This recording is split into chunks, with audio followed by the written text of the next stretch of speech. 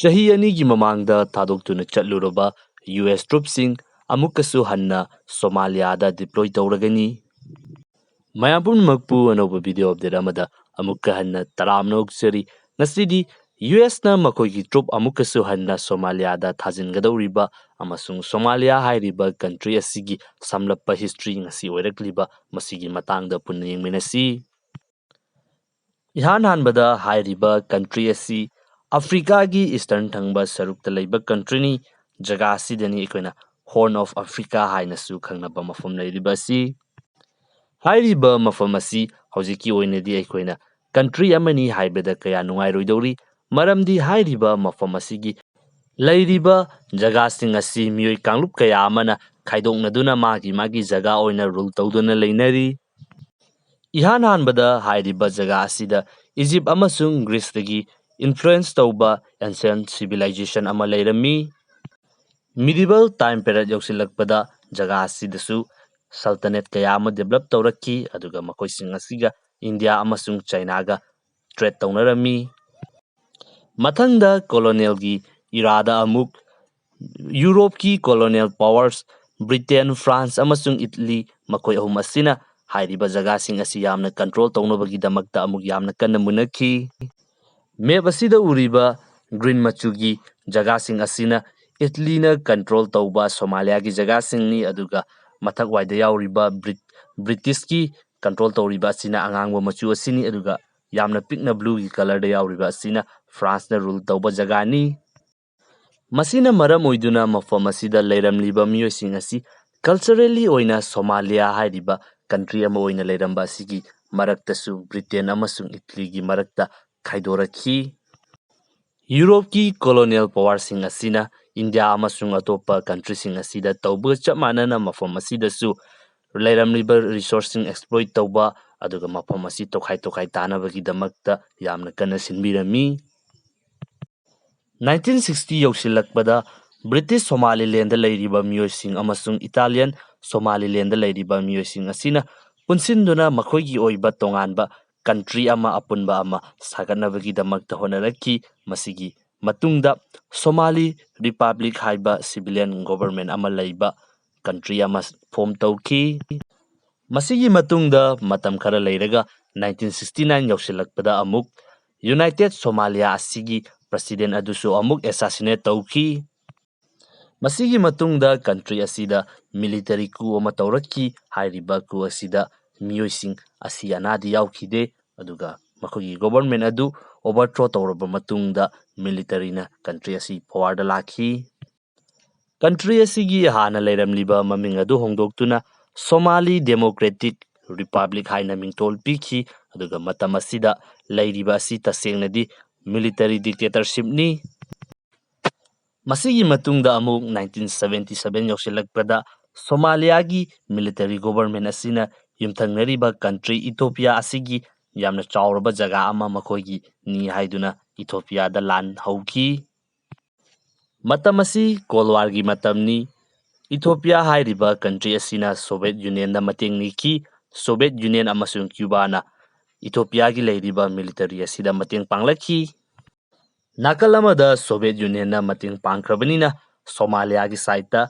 ꯌꯨꯑꯦꯁꯑꯦꯅ ꯃꯇꯦꯡ ꯄꯥꯡꯁꯤꯜꯂꯛꯈꯤ꯫ ꯁꯣꯃꯥꯂꯤꯌꯥ ꯍꯥꯏꯔꯤꯕ ꯀꯟꯇ꯭ꯔꯤ ꯑꯁꯤꯗ ꯑꯃꯦꯔꯤꯀꯥꯒꯤ ꯈꯨꯠꯁꯨ ꯈꯨꯠꯂꯥꯏꯁꯤꯡ ꯑꯁꯤ ꯏꯁꯤꯡ ꯏꯆꯥꯎꯒꯨꯝꯅ ꯂꯦꯞꯄ ꯂꯩꯇꯅ ꯁꯄ꯭ꯂꯥꯏ ꯇꯧꯁꯤꯜꯂꯛꯈꯤ꯫ ꯃꯇꯝ ꯑꯗꯨꯗ ꯑꯦꯟꯇꯥꯌꯔ ꯑꯐ꯭ꯔꯤꯀꯥꯟ ꯀꯟꯇꯤꯅꯦꯟꯠ ꯑꯁꯤꯗ ꯈ꯭ꯋꯥꯏꯗꯒꯤ ꯌꯥꯝꯕ ꯑꯃꯁꯨꯡ ꯈ꯭ꯋꯥꯏꯗꯒꯤ ꯑꯦꯗꯚꯥꯟꯁ ꯑꯣꯏꯕ ꯈꯨꯠꯁꯨ ꯈꯨꯠꯂꯥꯏ ꯂꯩꯕ ꯑꯁꯤ ꯁꯣꯃꯥꯂꯤꯌꯥ ꯍꯥꯏꯔꯤꯕ ꯀꯟꯇ꯭ꯔꯤ ꯑꯁꯤꯅ ꯑꯣꯏꯈꯤ꯫ ꯁꯣꯃꯥꯂꯤꯌꯥ ꯍꯥꯏꯔꯤꯕ ꯀꯟꯇ꯭ꯔꯤ ꯑꯁꯤ ꯇ꯭ꯔꯥꯏꯕꯦꯜꯁꯤꯡꯅ ꯅꯝꯅ ꯈꯨꯟꯗꯥꯕ ꯀꯟꯇ꯭ꯔꯤ ꯑꯃꯈꯛꯅꯤ, ꯑꯗꯨꯒ ꯇ꯭ꯔꯥꯏꯕꯦꯜꯁꯤꯡ ꯑꯁꯤꯒꯤ ꯑꯣꯏꯅꯗꯤ ꯃꯥꯒꯤ ꯀ꯭ꯂꯥꯟ ꯑꯃꯁꯨꯡ ꯀ꯭ꯂꯥꯟꯁꯤꯡ ꯑꯗꯨꯒꯤ ꯇꯣꯉꯥꯟ ꯇꯣꯉꯥꯟꯕ ꯆꯤꯞꯁꯤꯡꯅ ꯔꯨꯜ ꯇꯧꯗꯨꯅ ꯂꯩ꯫ ꯌꯨꯑꯦꯁꯀꯤ ꯈꯨꯠꯂꯥꯏꯁꯤꯡ ꯑꯁꯤ ꯐꯪꯂꯛꯂꯕ ꯃꯇꯨꯡꯗ ꯍꯥꯏꯔꯤꯕ ꯀ꯭ꯂꯥꯟ ꯑꯁꯤ ꯃꯈꯣꯏ ꯃꯁꯦꯝ ꯑꯣꯏꯅ ꯑꯣꯟꯁꯤꯟꯅꯗꯨꯅ ꯃꯈꯣꯏ ꯃꯁꯦꯝ ꯃꯔꯛꯇ ꯌꯥꯅꯗꯕ ꯂꯥꯟ ꯁꯣꯛꯅꯕ ꯍꯧꯔꯛꯈꯤ꯫ ꯃꯁꯤꯗꯒꯤ ꯀꯟꯇ꯭ꯔꯤ ꯑꯁꯤꯗ ꯋꯥꯔꯂꯣꯠ ꯀꯌꯥ ꯑꯃ ꯊꯣꯔꯛꯈꯤ, ꯑꯗꯨꯒ ꯀꯥꯡꯂꯨꯞꯁꯤꯡ ꯑꯁꯤꯅ ꯃꯈꯣꯏꯅ ꯗꯣꯃꯤꯅꯦꯠ ꯇꯧꯅꯕ, ꯄꯋꯥꯔ ꯄꯥꯏꯅꯕ, ꯃꯈꯣꯏꯅ ꯔꯨꯜ ꯇꯧꯅꯕꯒꯤꯗꯃꯛꯇ ꯑꯃꯒ ꯉꯥꯏꯍꯥꯛ ꯂꯩꯇꯅ ꯂꯥꯟ ꯁꯣꯛꯅꯔꯝꯃꯤ, ꯑꯃꯁꯨꯡ ꯃꯐꯝ ꯀꯌꯥ ꯃꯈꯣꯏꯅ ꯇꯣꯉꯥꯟ ꯇꯣꯉꯥꯟꯅ ꯈꯥꯏꯗꯣꯛꯅꯗꯨꯅ ꯃꯈꯣꯏꯅ ꯑꯣꯀꯨꯄꯥꯏ ꯇꯧꯗꯨꯅ ꯂꯩꯅꯔꯝꯃꯤ꯫ ꯑꯁꯨꯝꯅ ꯇꯧꯔꯤꯉꯩꯒꯤ ꯇꯥꯟꯖꯥ ꯑꯁꯤꯗ ꯕ꯭ꯔꯤꯇꯤꯁꯅ ꯔꯨꯜ ꯇꯧꯗꯨꯅ ꯂꯩꯔꯝꯕ ꯁꯣꯃꯥꯂꯤꯌꯥꯒꯤ ꯖꯒꯥ ꯑꯁꯤꯅ ꯍꯧꯖꯤꯛ ꯂꯩꯔꯤꯕ armed groupsinggi kanglu masenggi oiba khanaba sida makhoi yauzararoi makhoi tongana leijarage haiduna hairiba jaga asi 1991 da Somaliland haiduna anauba country ama oina declare tawrakhi masidagidi Somali civil war mapung fana full scale da haurakre kanglu masenggi marakta hana sunaba aduki matik yamna hengalakre tanja asida Somalia ki Puntland hairiba jaga asina su makhoi asi autonomous oiba region amani haina amuk declare tawsilakhi isam samna hairaga Somali Democratic Republic hairiba form tawkhiba country asi 1991 da amuk saruk ahum thokna kaithakibani Somalia da thokliba civil war adu control tawnabagi damakta United Nations na khuthinjilakhi makhoigi peacekeeping forcing thajinduna hairiba civil war asi losinabagi damakta honaki adubu maithiki United Nations maithikraba matungda 1992 gi November da USA gi maikaidagi United Nations da offer amakhak piraki madudi United Nations na maipakpa ngamkidraba mission adu USA na khutinjinduna makhoina hairiba mafam asida hanagumna peace hanjin hanabagi damakta honagi haiduna fongdoraki hairiba wafam asida United Nations na US ta ayaba du pithoki aduga United Nations gi chatliba peacekeeping forcing asidi makhoina mafam aduda leiramliba thabaksing aduda khuthinjinduna makhoina action lokhatpa yade makhoigi mathau haibasi mafam aduda leiramliba side anima adubu themjinduna ingsikna lehenba khaktani adubu USA na chatkadauriba mission asidadi all necessary means sijinnaba yagani haibagi authorization adu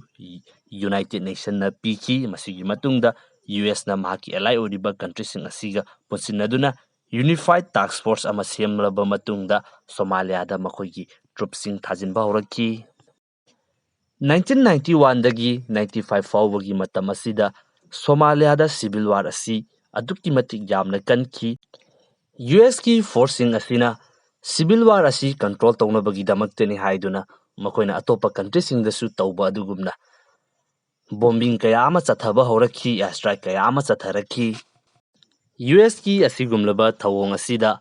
Somalia da leiramba mission praja kaya ama civilian sing noma gi siba hengalaki masidagi mafam aduda leiramliba miyam singna USA gi maikeida amasung US ki forcing by kaida yaningdaba sauningba noma gi hengalaki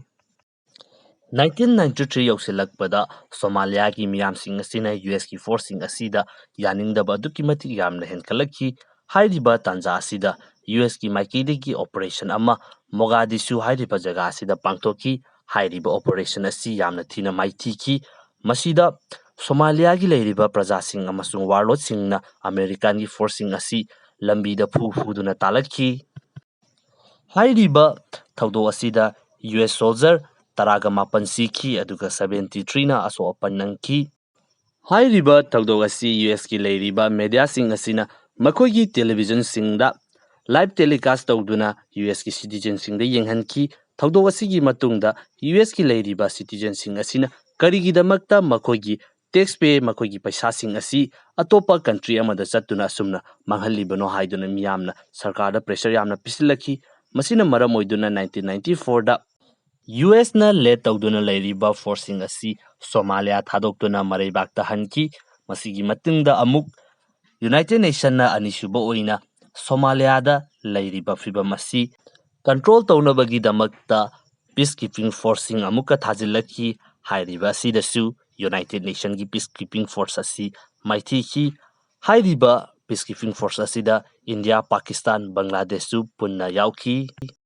United Nations na thajilakliba peacekeeper asisu 1995 da Somalia dagi withdraw tawki masigi matungda 1997 da positive oiba development amakakta country asida leiriba warlord sing asigi marakta peace talk chathaba horaki wari sanaduna adumak lakpada 2000 yausilaki 1991 dagi 2000 gi matamasi fawbani Somalia asida government amata leitana anarchy oina leirakhiba asi 2000 da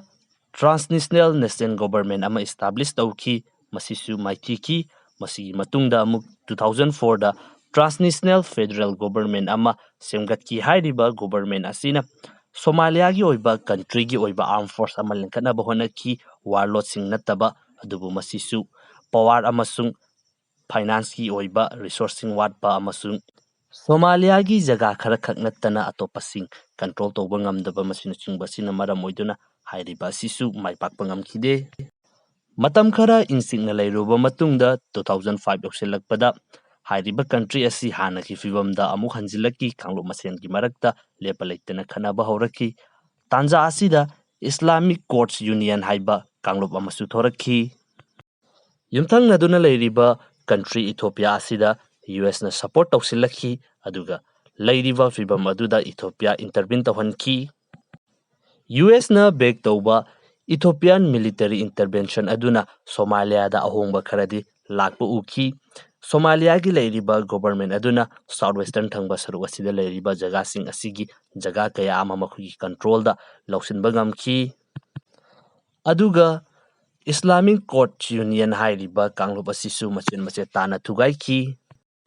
kaitharakliba kanglop sing asigi manungda Al Shabaab haiba kangbu asisu amakhangni hairiba kangbu asi matam kharagi matungda Somalia da yamna powerful oiba kanglop ama oina phawgalakhi 2017 da UN na insinduna Africa gi leiriba African Union asina makoigi oiba peacekeeping forcing Somalia da thajinki makoigi oiba main aim asi Al Shabaab hairiba kangbu asibu counter tawbani masidasu US ki maikeidagi African Union gi leiriba country kaya amada makoina mateng pangsinki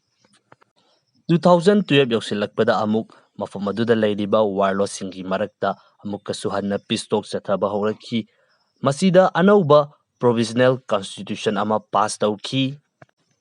amukka suhanna Federal Republic of Somalia haiba country ama oina form tawki hauji fawbagi oinadi Federal Republic of Somalia asini Somalia gi country gi maming asi aduga hairiba si United Nations to recognize tawi on ground dadi Federal Republic of Somalia asina control tawriba jaga asi yamba natte ki southwestern thangba saru asini makoina yamba control tawriba si Somaliland gi jaga masina chingba sidadi makoigi control leite ki Afghanistan da leiramba fibam adugumbani 2012 tagana 19 fawbagi matam asidasu US ki maikeidagi Somalia gi mafam kaya amada air strike amasung bombing na chingba operation kaya ama lepa leitana adumak pangthokki on ground da chatuna US forcing na directly involved tawdaba taragasu Somalia amasung masigi manang nakpada leiriba US ki military basing asidagi operation kaya ama adumak chathaki mamangi US ki president Donald Trump na losilakpagi matam aduda asumna military operations sing pangthokliba force kharasing asisu withdraw tawhanki inaunobo oina amuk Al Shabaab hairiba kangbu asi thingnanabani haiduna US ki side tagi haujiki oina troops samli ga yankai tharakadauri nongmaninigi manungda Somalia yawraklagani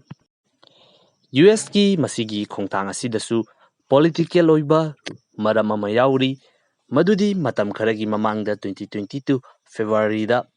USA amasung Somalia gi minister amagi marakta Somalia da